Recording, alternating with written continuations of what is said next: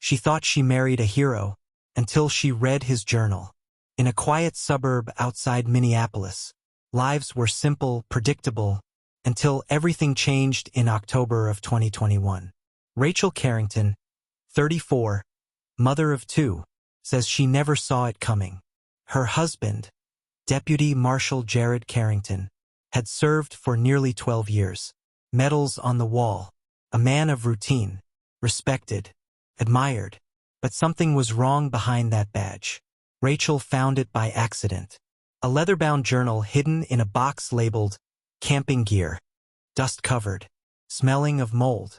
She opened it, and her world unraveled. Pages written in Jared's handwriting, but filled with strange, frantic entries. Names she didn't recognize, dates, places, and a symbol, a circle with a line through the middle, always drawn at the bottom of each page. Rachel contacted police. At first, they assumed it was a misunderstanding.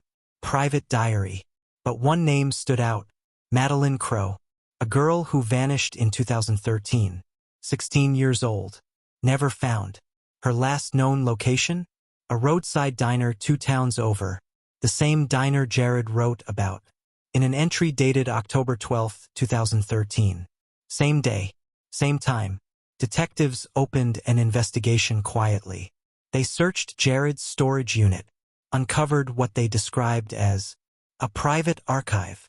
Photographs, dozens of them, all candid, all taken from afar. Young women, unaware they were being watched. And beneath them, receipts, from towns hours away, camping grounds, motels, all lining up with missing persons cases that never had a suspect. One photo stopped them cold. It was dated May 6, 2015. A blurry image of a woman in a red coat, Sophia Mendez, reported missing that same week. Rachel, now in protective custody, agreed to let police access Jared's home office. Behind a false panel in the wall, they found cassette tapes, labeled only with symbols. Each tape contained low, distorted audio, breathing, whispers, one voice repeating a phrase. They always run when they know. The FBI was brought in. Jared was taken into custody for questioning. He denied everything, said the journal was fiction, said the photos were for a case. But there were no open cases assigned to him, matching any of the victims. Then came the twist. A forensic linguist reviewed the journal, confirmed it wasn't all Jared's handwriting. Some of it was older, different ink, different tone, pages from someone else. One entry read, "He taught me how to follow them, how to take without being seen. I watched him for years. Now it's my turn." Suddenly, Jared wasn't just a suspect. He might have been a student of someone else, someone still out there. DNA found on the journal matched. A cold case in Idaho, 1997. Another missing girl. Same circle with line symbol carved into a tree, near where she was last seen. When asked again in a final interview, Detective Marie Halstead pressed him. "Who taught you?" Jared stared at the wall and whispered, "You'll never find him. He's already inside." 2 days later, Jared was found dead in his cell. An apparent suicide. No note, only a final journal entry, scribbled into the wall with his fingernail. The circle never ends. To this day, 4 more missing person cases have been linked to the same symbol, same pattern. But the man behind the symbol has never been found. And Rachel Carrington, now living under a new name, still wakes up some nights, believing she sees someone, watching from the treeline. She thought she married a hero, but she opened the wrong book and uncovered something no badge could protect her from. This is not the end, because the circle is still open. The journal should have ended with Jared Carrington, but it didn't. 2 months after his death, a woman named Claire Danning, a night manager at a storage facility just outside Boise, Idaho, called local authorities. She claimed she'd found something, a unit left unpaid for over a year. No name on file, just a symbol on the lease application, a circle with a line through it. Inside the unit, a single wooden chair, a small CRT television, and a cardboard box labeled. He watches still. Inside the box, more journals, older, weathered, written in two hands. One was Jared's, the other, still unknown. One entry read, "The boy in uniform thinks he's learning. He doesn't see the truth. He only sees what I let him see." A photograph was taped to the back of the page.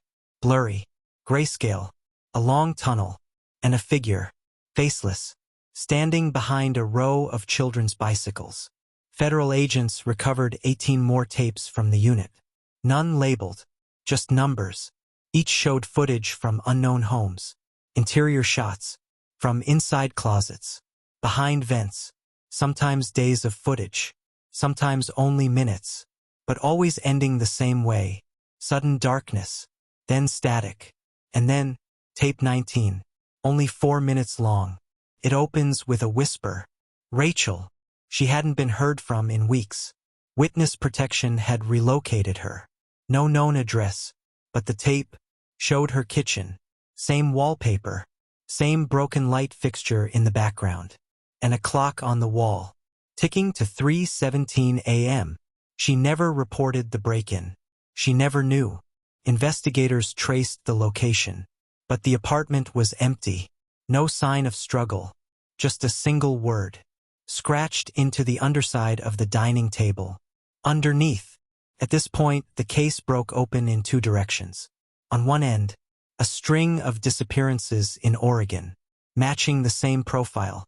Young women, quiet, private, missing without a sound. And on the other, an ex-cop named Victor Lane came forward with a story he'd held for almost 20 years. In 1999, while working a missing persons case in Yakima, Washington, he and his partner stumbled on a cabin with mirrors nailed to every wall. Inside, a filing cabinet full of drawings, circles with lines, children's faces, and one photo, a man in uniform, younger, but unmistakably Jared Carrington. Victor says the FBI took over the site, and after that, he was told to stay quiet. National security, they said. He never spoke of it again. Until now. Victor's partner? Found dead 5 months later. Official ruling, suicide. But Victor never believed that. He says this man or whatever he is, doesn't work alone. That he teaches others. Grooms them. Uses them as eyes. As ears. As watchers. And maybe Jared wasn't the only one. Now, more entries are surfacing, posted anonymously to forums, written in the same voice, same hand. They describe towns, tunnels, rooms where the light never reaches. They all end with the same phrase: "He lives beneath." And so far, no one has traced the source. No one knows who's posting them. Rachel Carrington's body has never been found. But just last week, a woman matching her description was spotted on a traffic cam in Utah, looking directly into the lens and smiling. Investigators are calling this an open file, but others, they believe it's just beginning, because whoever taught Jared is still watching. And the journal? It's not done writing itself. It always begins with silence. But silence doesn't mean safety. Sometimes, it means he's listening. March 2nd, 2024. A letter arrives at a rural sheriff's office in Wyoming. No return address, no postage, just 3 words on the envelope. For Claire. Inside, a page torn from a spiral notebook. One sentence written in shaky, childlike handwriting. He is almost done with her. They send the letter to the FBI. No fingerprints, no DNA, just a faint residue. An organic compound only used in preservation fluid. The same compound found in Jared Carrington's storage tapes. The same used in morgues and taxidermy labs. Then, another break. A woman named Harper Knox contacts authorities. She runs a podcast about missing persons. Says she received an anonymous package. No note, just a digital voice recorder and a labeled cassette. The sound beneath. She listens. It begins with breathing, heavy, measured, then footsteps, on metal, like someone climbing up through vents. Then a voice. Low, male, unfamiliar. He says, "The hero has failed. The journal lives on, and she will speak soon." Harper contacts Rachel Carrington's sister. She plays the tape. Halfway through, the breathing changes. Her sister says, "That's Rachel's breath. I know it. I used to listen to her sleep when we were kids." The FBI confirms. The breath pattern matches Rachel Carrington's hospital record from her asthma episode in 2009, which means she's alive. Or she was when the recording was made. The recording ends with a sound. Mechanical. Metal dragging across concrete. And a single whisper. "You're next, Harper." For days later, Harper Knox disappears. Her apartment shows no signs of forced entry. But her laptop is open to her last Google search. Journal patterns in coded language. Authorities search her files. One folder is heavily encrypted. The password? A phrase Harper used to close every podcast episode. Look closer. Inside the folder, scans of Jared's journal, digitally enhanced.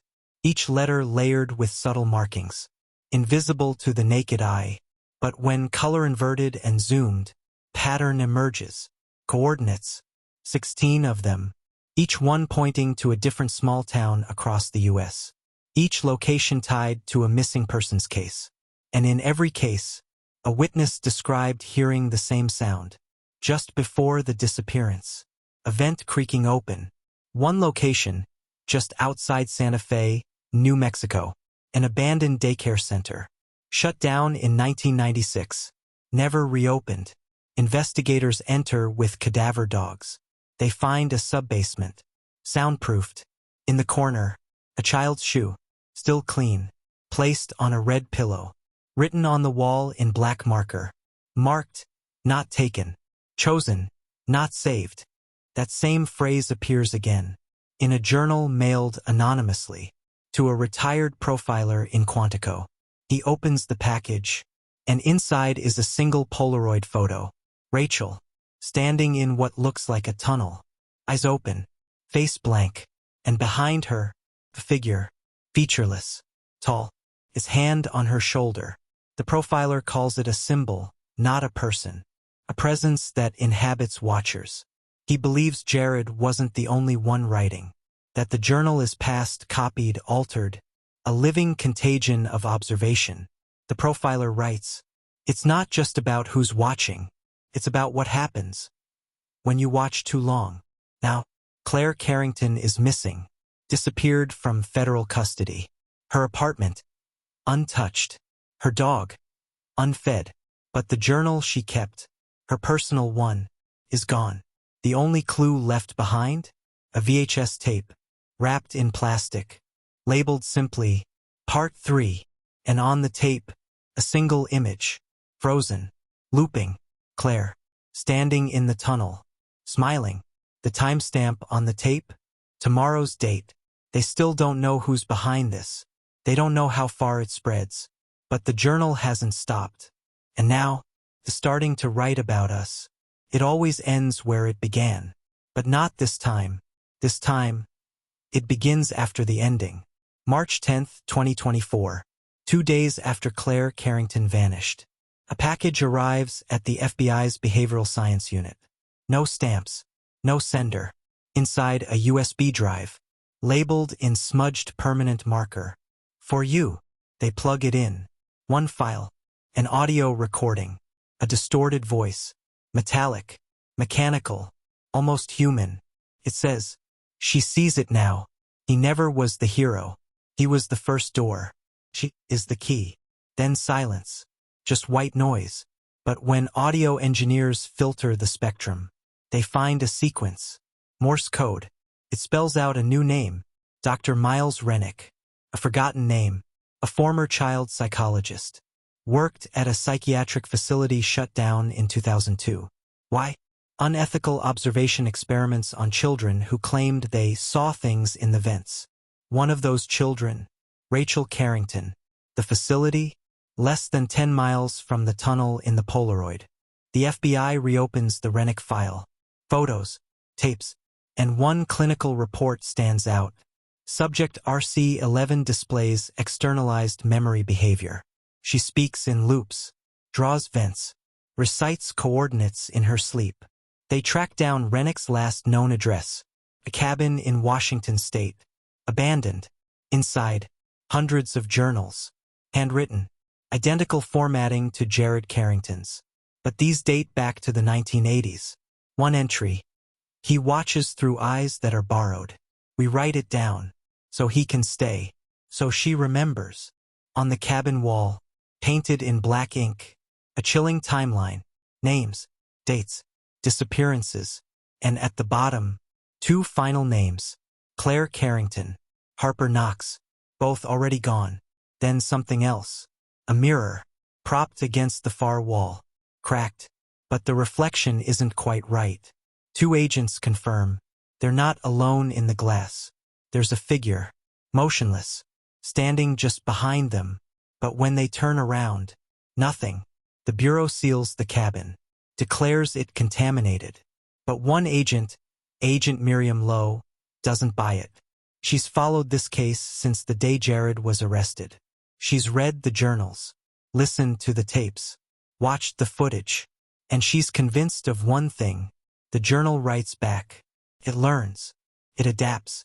And now, is targeting the readers. March 14th. Lowe returns home, checks her voicemail. There's one new message. No number, just breathing. And then, a voice. Rachel's. Whispering. He's using your voice now. Stop reading. Stop listening. You're next. Lowe pulls the power, wipes her drives, destroys the printed journals. But that night, in her sleep, she finds herself writing, unaware, hand moving on its own, scrawling in the dark. He's underneath again. She wakes, and beside her bed, a photograph, not one she owns, not one she remembers. It shows her asleep, and above her, the vent is open. 1 week later, Lowe disappears. The only trace left behind, a red string on her desk, tied to a single word tacked to the wall. Below, the Bureau tries to bury it, blames burnout, delusion, discredits the files. But leaks begin to surface.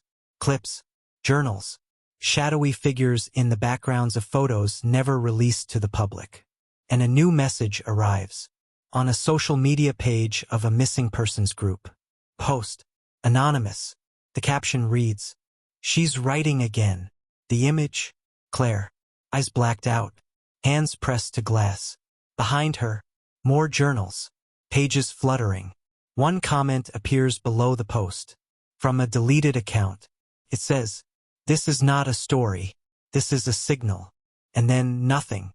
Until your screen flickers. Just once. But long enough for you to wonder, was that event? To be continued.